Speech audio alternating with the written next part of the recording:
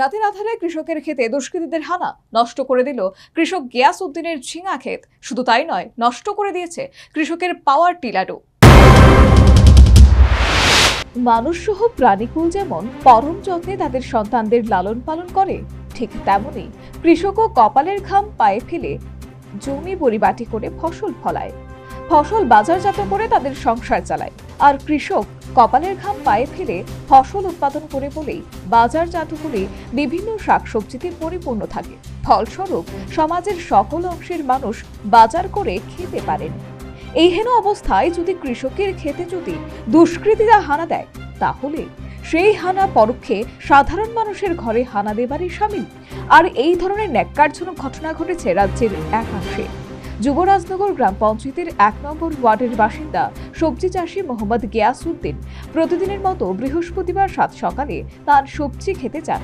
সবজি খেতে গিয়ে তাকাতেই তার চোখ কপালে উঠে যায়। তিনি দেখতে পান রাতের আধারে তার আধখানি ঝিঙে ক্ষেত দুষ্কৃতীরা কেটে নষ্ট করে দিয়েছে।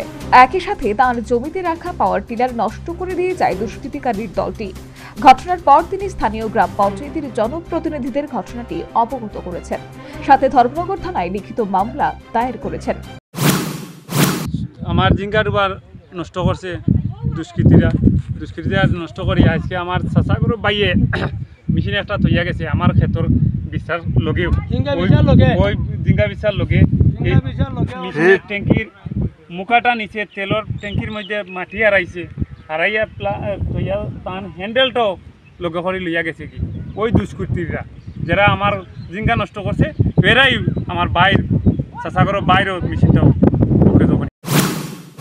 সবজি চাষে গিয়াস উদ্দিন জানান, বর্তমান মৌসুমে এই ঝিঙে ক্ষেতের উপর তার সংসার প্রতিপালন, তার একমাত্র উপার্জনের পথ এই সবজি চাষ।